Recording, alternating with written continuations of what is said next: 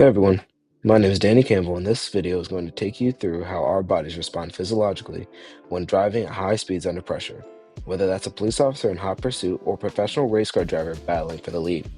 We'll look at the fight or fight response system and its connection to the release of hormones, such as cortisol and adrenaline, as well as how different driving environments have different impacts on the body, and how these effects can have long-term implications. Up first, we need to dive into what happens when we encounter a high-speed situation. It's called the flight or fight response. According to a detailed overview by Harvard Health Publishing, when we perceive a threat, the brain's amygdala sends a distress signal to the hypothalamus, which then activates the sympathetic nervous system, which acts like the gas pedal, pumping more blood, increasing oxygen intake, and boosting alertness and energy. Finally, the signal reaches the adrenal glands, where adrenaline is released, and those symptoms ensue. Then the hypothalamus pituitary adrenal axis kicks in and releases cortisol, mobilizing energy reserves and keeping the body in a heightened state of readiness. In short, your body gets primed to respond rapidly. That's a great thing in a moment of danger or when alertness is needed.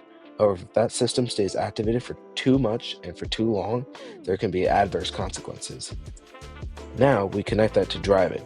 In high-speed driving, whether in a chase or racing, drivers are exposed to intense sensory and cognitive loads. The high speeds, constant rapid decision-making, ever-changing g-forces, and sustained concentration demand a lot from the driver.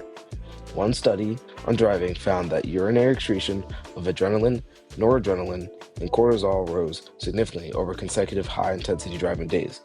Another investigation of racing drivers during a real race found that their heart rates frequently approached 90% of maximum, and that catecholamine excretion during car racing was notably higher than during equivalent physical exertion on a bicycle.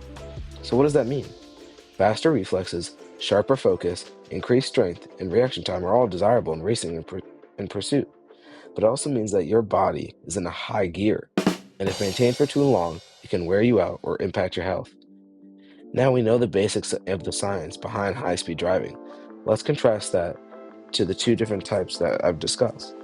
For a police officer, the situation often involves unpredictable events, rapidly escalating risk, decision-making under threat of violence, pursuing subjects, often with many external stressors such as public safety, legal ramifications, potential injury to the officer and the people around them. Research on police physiological response shows that call phases, perceived threat, and urgency correlate with elevated heart rate and autonomic arousal. For an endurance racer, the stress is different.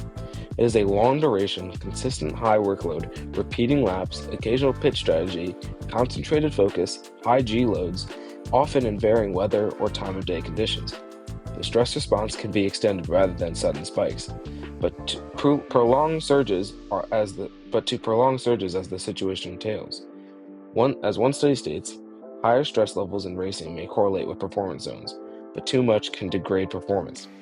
Even though they both involve high-speed driving, the nature of pursuits yields a more spiked and sudden rush of adrenaline and stress, while racing drivers endure prolonged arousal, fatigue, and physiological load. In the short term, there are many advantages to this state. The release of adrenaline and activation of the sympathetic nervous system give the driver faster reaction time, heightened focus, elevated sensory awareness, and greater muscle readiness and strength. The brain is primed for a quick response, while the increased blood flow results in higher energy in the muscle, all while one can see more, hear better, and focus harder.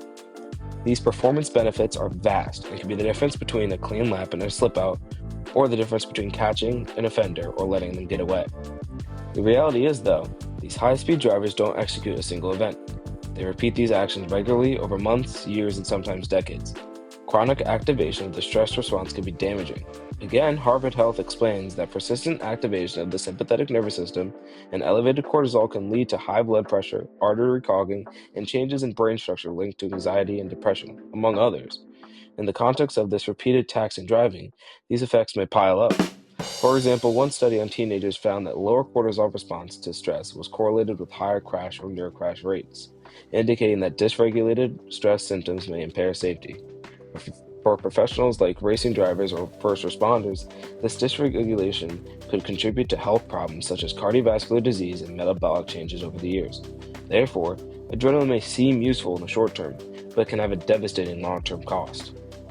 In summary, the fight or flight response, really the production of adrenaline and cortisol, primes the body for high-speed driving scenarios.